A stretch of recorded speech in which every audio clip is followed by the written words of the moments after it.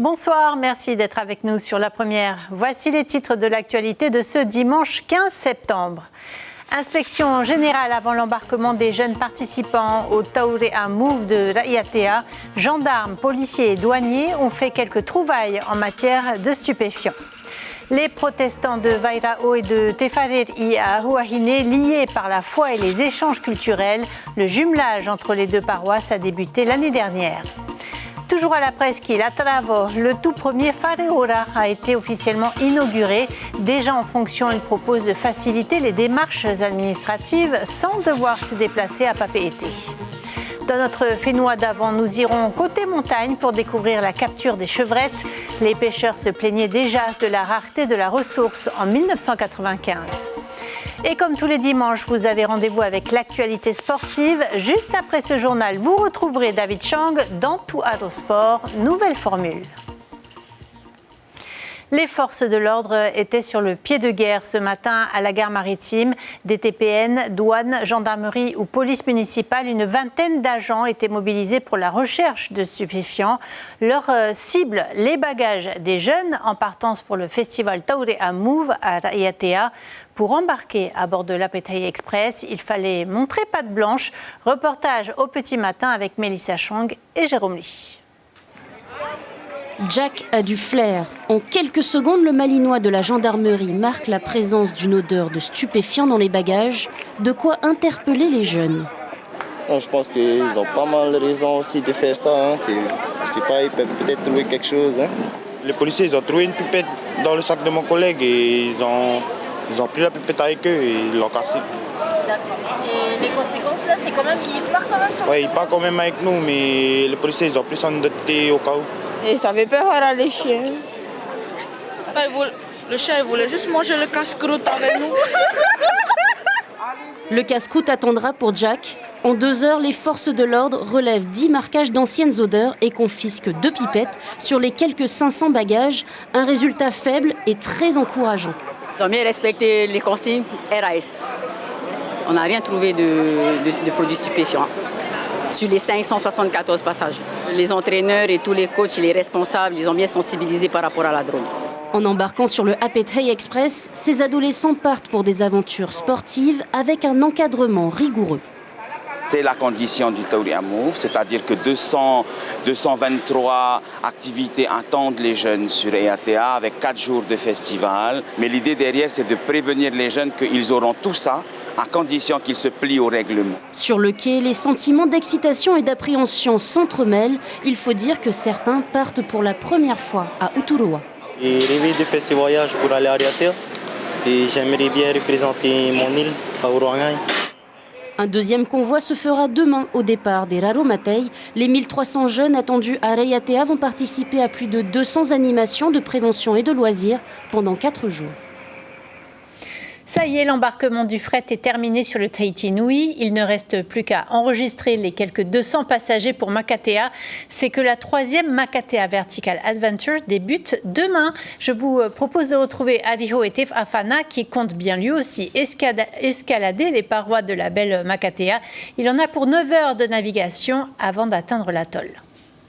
Oui, bonsoir Sybelle. Il faut dire que Makatea est une île qui se mérite car il ne faut pas moins de 9 heures de navigation selon les conditions météo pour arriver sur l'île. En tout cas, ici à Whareute, depuis 17 heures, ce n'est pas moins de 250 participants qui se sont présentés ici afin de s'enregistrer pour avoir les bracelets de la flottille administrative ainsi que le bracelet de l'événement avec le pack, le t-shirt, la casquette de l'événement. Comme vous le voyez derrière moi, les participants sont impatients de vivre pleinement cette aventure et ils le savent que l'aventure commence ici. À l'heure où je vous parle, les participants ne sont pas encore au courant du programme de la totalité de l'événement, sauf le programme de la première journée. Demain matin, en arrivant, nous aurons droit à un bon petit déjeuner traditionnel suivi de la visite de l'île avant d'avoir quartier libre. En tout cas, le bateau, la flottille administrative devrait quitter le quai de Whareute aux environs de 21h et l'organisateur Hetapumei nous a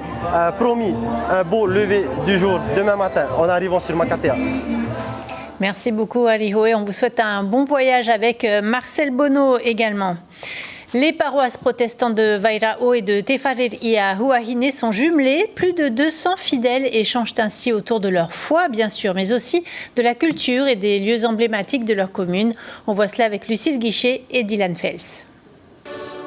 C'est une ferveur partagée à l'heure du culte. La paroisse protestante de Vairao reçoit pour la première fois 110 paroissiens de Tefareria à Huahine. Tout au long de la semaine, les jeunes notamment vont faire découvrir leur commune et partager leurs connaissances.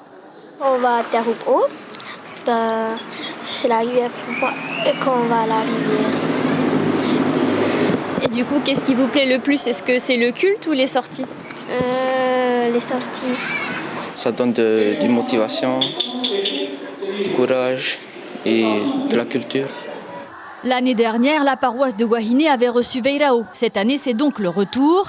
Le programme de la semaine est déjà ficelé. À partir de demain, des activités et des visites et un grand spectacle de danse mercredi soir.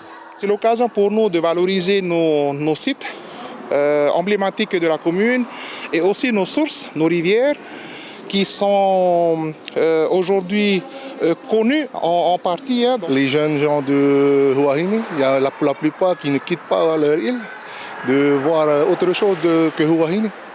Et surtout de véhiculer d'abord la langue polynésienne. La Polynésie compterait environ 100 000 protestants, animés par une forte culture de réseau entre les 80 paroisses.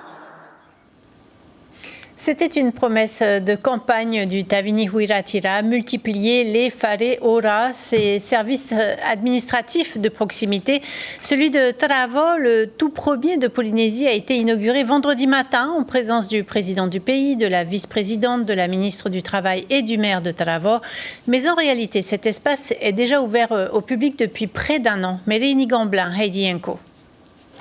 Tout est plus facile pour Marina depuis qu'elle peut utiliser ses bornes. Au Whare Ora de Tarawa, la paperasse pour son club de basket est devenue un jeu d'enfant. Le service a déjà accueilli 6500 personnes depuis son ouverture en novembre 2023. On n'a pas de connexion, mais je pense qu'il n'y a pas que moi. Même tout ce qui est imprimante, on n'a pas de quoi imprimer, nous, à la maison. Voilà, c'est pour ça que je viens ici. Et même pour mettre des recherches aussi sur Internet. On les aide justement dans les démarches administratives, que ce soit pour une constitution d'un dossier, pour taper un CV. La plupart, ils viennent pour ça surtout, une recherche d'emploi. Taper un CV, taper une lettre de motivation, une inscription en ligne, comme la DTT pour le code de la route. Plus besoin d'aller jusqu'en ville pour les démarches administratives. Et les usagers peuvent aussi trouver des oreilles attentives ailleurs qu'à la mairie. Tayarapu Est, c'est tout de même 13 000 habitants. Les gens ont l'habitude, dès qu'ils ont un petit souci, d'aller à la mairie et de demander de les aider. Mais ce qui a beaucoup changé, ça a permis à donc, la responsable de ce service d'orienter donc, les citoyens demandeurs. En début de week-end, Rakael avait encore une demande d'hébergement d'urgence pour une dame en détresse. Le Whare Ora lui permet de se recentrer sur ses vraies missions. Ce qui me décharge complètement, c'est demandeurs d'emploi. Il faut dire qu'à la communauté Tarawa, il y a beaucoup de demandeurs d'emploi et qui ont désireux de faire leur CV, lettre de motivation, même un suivi au niveau de leur projet. Du coup, le fait que Whare Ora soit là, ça m'allège beaucoup. Le pays, qui normalement détient la compétence sociale, vise les 25 Whare Ora d'ici fin 2025 dans toute la Polynésie. Celui de Tarawa est le tout premier d'une longue série. Prudence sur les routes en ce début de vacances scolaires. Un accident spectaculaire s'est produit ce matin en face de la mairie de Paea. L'image est impressionnante. Une voiture s'est complètement retournée après avoir percuté un véhicule qui arrivait en face. Aucun blessé n'est à déplorer. C'est un crustacé très apprécié en Polynésie, la chevrette ou crevette d'eau douce. Aujourd'hui, sa pêche est réglementée. Du 1er novembre au 29 février, il est interdit de la capturer. Et lorsque la pêche est ouverte, la chevrette doit mesurer 6 cm au minimum et les femelles qui portent des œufs doivent rester dans la rivière. Il y a déjà 29 ans, Lorenzo Marama s'interrogeait sur l'avenir de cette pêche. C'est le Fénois d'avant de ce soir.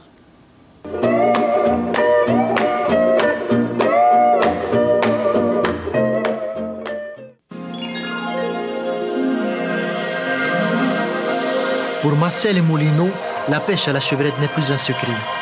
Les mêmes gestes se répètent, mais les prises, eux, ne suivent plus. La perte d'un savoir-faire ou tout simplement l'ignorance de l'homme.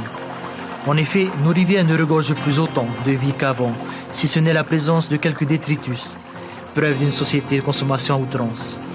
Il n'est plus question aujourd'hui de parler de pêche, mais bien de recherche ou de fouille, obligeant sans cesse les adeptes du patia à s'aventurer toujours plus loin, plus au fond des vallées. Il y a ceux qui pêchent sans aucune conviction et harponnant continuellement les cours d'eau. Il y a ceux qui, comme Marcel, en ont fait leur gagne-pain. Comment le grand guerrier Maori du XXe siècle en est-il arrivé à ce point? L'on a toujours présenté le Polynésien vivant en harmonie avec la nature. Ce soir, Dame Nature lui fait horriblement défaut. Existe-t-il vraiment une politique de protection de l'environnement, d'une véritable gestion du patrimoine? La question est peut-être taboue, mais elle reste quand même posée. Le programme de votre soirée sur la première, c'est bien ce soir que vous pourrez voir le film Compromat, puis le documentaire en 3 volets, Libération dans la joie et la douleur. À la une de Tahiti Info demain, couloir de bus, la population dubitative. Demain, vous retrouverez Malouki Duri à la présentation de votre JT. Surtout, restez avec nous. Tout de suite, du football, du Va'a et du taekwondo avec David Chang dans Tout Arosport. On se quitte sur les images de Makatea. Belle soirée sur la première.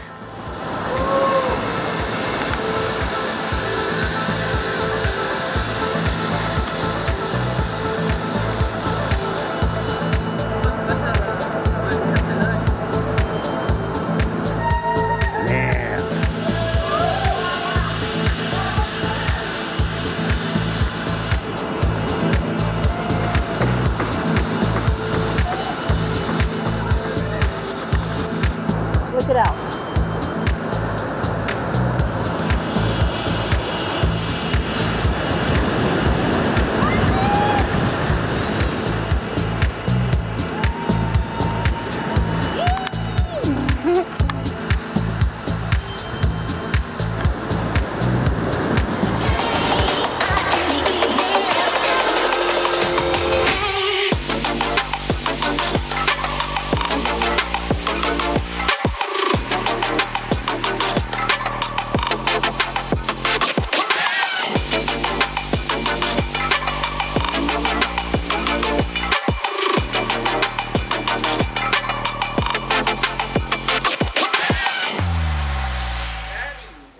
Bonjour à tous, c'est l'heure de votre résumé de tous les sports dans cette édition. On va parler de football avec la finale du Trophée des Champions. C'était hier soir au Stade Pater. Le team Air Tahiti Va'a a remporté également sa course hier face à OPT et Shell Va'a, et une délégation junior est partie représenter le Whenua au championnat du monde de taekwondo en Corée du Sud. Bienvenue dans le Tout Arosport. On commence avec la victoire de Dragon face à Pir'e hier soir au Stade Pater. C'était dans le cadre du Trophée des Champions. Suspense à son comble jusqu'au tir au but. Le résumé avec Teiva Ribe. Après la Coupe de Polynésie pour la 7e fois consécutive en juin dernier, Dragon remporte le Trophée des Champions. La rencontre démarre sur les chapeaux de roue avec un premier but marqué à la 5e minute, signé Ro'onuitini Rawari, le numéro 9, suivi d'un deuxième but refusé pour hors-jeu. La pression est mise sur Pir'e durant tout le reste de la première mi-temps. Malgré plusieurs opportunités, ces derniers ne parviennent pas à renverser la vapeur. On a été cueillis à froid dès la 5e minute, donc on encaisse ce but-là, mais comme d'habitude, mes joueurs ont continué de jouer, ont essayé de poser le ballon et de se procurer des occasions. On a su réagir dès les premières minutes, on a marqué et puis c'est ce qui nous a mis en confiance. Et puis bon, après l'AS Pir'e était aussi fort en face. On a essayé de limiter la casse. On a eu des occasions, mais ça n'a pas payé. Mais à la deuxième mi-temps, Pir'e entame son retour au score. Les joueurs intensifient leur jeu, mettent plus de pression sur leurs adversaires. Dragon met toutes les chances de son côté, mais n'arrive pas à empêcher l'égalisation à la toute fin du temps additionnel. Au tir au but, c'est un sans faute pour Dragon et un but raté pour Pirée. Une erreur fatale pour le club de la Côte Est qui doit renoncer au trophée malgré sa remontée spectaculaire. Les tirs au but, c'est la roulette russe et ça, c'est pas passé pour nous aujourd'hui. Félicitations à l'AS Dragon. Voilà, c'est comme ça, il faut pas rater. Et puis nous, on a eu la chance de ne pas rater. Et ça a payé pour nous. Prochain objectif pour Pirée, défendre son titre de champion de Polynésie. Et pour la 7e édition de la RTT Va'a Race ce samedi, Shell Va'a a répondu présent pour la première fois. Rien de quoi impressionner néanmoins le club organisateur qui a prouvé une fois de plus avec le team OPT qu'elles étaient les meilleures écuries du Fénois, Al-Ihuetef Afana et Patrick Ting-Ting. C'est sans inquiétude que Air Tahiti survole la totalité du parcours. Durant les 27 km, elle conserve une avance considérable sur ses plus proches poursuivants. Depuis son retour de la Catalina Race, l'équipe se retrouve pour la première fois avec une combinaison gagnante. Un hommage à leur président Aldo Maueyao, hospitalisé aux États-Unis. Ouais, c'est sûr que pendant la course, on a pensé à notre président. Voilà, c'est pour lui aussi cette première place. Voilà, le travail n'est pas fini. J'étais étonné aussi vu qu'on a ramené qu'aujourd'hui avec l'équipe. Et on a essayé aussi Manatea Bob Dupont qui est monté avec nous là. Aujourd'hui, comme en l'absence de territoire, notre Fahoro, on a essayé une nouvelle combinaison et ça a marché, très content. Derrière, c'est la pirogue jaune de Shell Va'a qui tente tant bien que mal de revenir en tête. En vain, ce sont finalement les maillots jaunes du Hawaii Kinui Va'a, Team OPT A et B qui complètent le podium. On était parti sur l'optique de rester le plus longtemps devant et essayer de gagner au finish. Du coup, on n'a pas réussi à rattraper Tahiti, ils étaient forts. Ils ont eu des renforts aussi aujourd'hui. Chez les dames, sans surprise, Ihilani l'emporte devant Teva. Les filles de Veimiti Maoni enchaînent les bons résultats. Là, on a enchaîné Hilo et puis on revient de Catalina. Donc je ne m'attendais pas à ce qu'on soit à l'aise aujourd'hui, vu qu'on a encore cette fatigue de Catalina. Mais je voudrais féliciter les filles pour le feeling, le bon feeling que l'on a eu aujourd'hui. Et puis c'est de bon augure pour la suite. Les équipes ont encore 1 mois et demi pour mieux se préparer à la mythique course du Hawaii Kinui Va'a. Et je vous propose maintenant de faire un tour des autres sports qu'il y a eu cette fin de semaine, du surf et du cyclisme. Certains événements ont malheureusement été annulés à cause du mauvais temps. C'est parti. Coup d'envoi du contre-la-montre par équipe du Tour de Tahiti Nui 2024. Sur la ligne de départ à Haiti A, l'équipe américaine en rose, la Voleur Factory Racing, est venue affronter la crème locale de la discipline.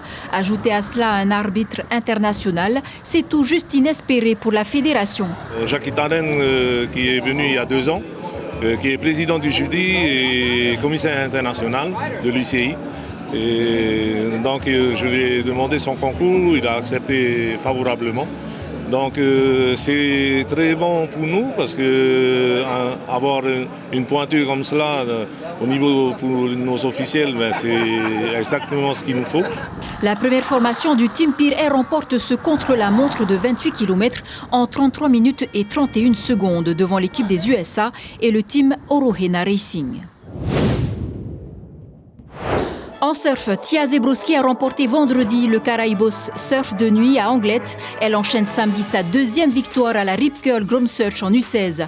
À seulement 13 ans, Tia Zebrowski n'a pas fini de nous surprendre. Tandis qu'en U12, Liam Chamkwa domine ses adversaires sur les vagues d'Anglette avec une note de 10,33 devant l'Italien Rocco Rigliaccio.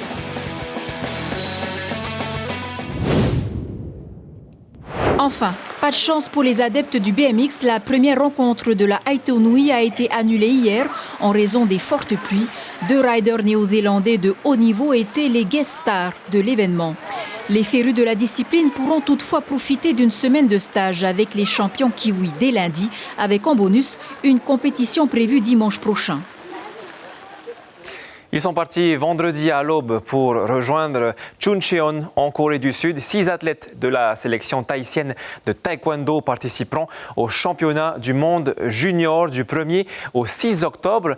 Parmi eux, une seule fille, Al-Ihuetef Afana, a suivi leur tout dernier entraînement au Fénois. Du haut de ses 16 ans et de son mètre 94, Gabriel Ploton représente la Polynésie française dans la catégorie la plus populaire de ce championnat, en moins de 68 kilos. Son allonge est l'un de ses plus grands avantages, mais pas que. La vitesse, je pense que dans cette catégorie au championnat, il va être rapide. Il manger la taille et la distance. Je suis vraiment content d'aller. Je vais voir autre chose que les combattants d'ici. Je vais voir d'autres styles de combat, d'autres nations qui se battent, mais pas de la même façon. Donc je suis content d'aller. Kamakea Tiapari est la seule représentante féminine lors de ce tournoi. La championne de Polynésie partira pour la toute première fois au pays du taekwondo. Sociétaire du Tahitian Martial Spirit, Kamakea part avec en ligne de mire la médaille d'or. Ça fait peur quand même parce que ça vient de là-bas, le taekwondo déjà, mais sinon, là, je vais prendre en expérience. C'est une grande fierté pour moi et surtout pour mes parents aussi. Et honnêtement, je ne m'attendais pas à être sélectionnée pour les championnats du monde. Avant le début de la compétition, l'équipe tahitienne bénéficiera de 2 semaines d'entraînement auprès de Philippe Piner, coach olympique. Un entraînement complémentaire puisque nos athlètes partent avec plus d'une flèche à leur arc. C'est plus des schémas tactiques qui revoient, c'est plus du travail en vitesse, en léger, pour ne pas se blesser. On a un style qui est assez imprévisible. Bon, on essaie quand même d'avoir un style conventionnel comme tous les autres pays, mais je pense que ça va être notre style qui va faire la différence. Hein. Après les Jeux Olympiques, les championnats du monde sont les compétitions les plus prestigieuses. Cette année, Tahiti fera partie des 980 combattants issus de 85 pays du monde entier.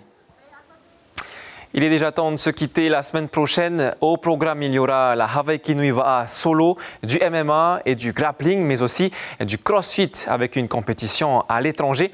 On se quitte sur les plus belles images de sport de la semaine. À dimanche prochain.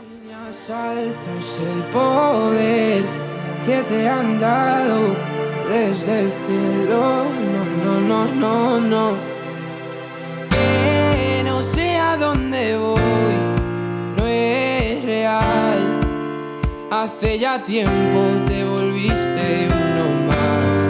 Y odio cuando estoy lleno de este veneno y oigo truenos si no estás.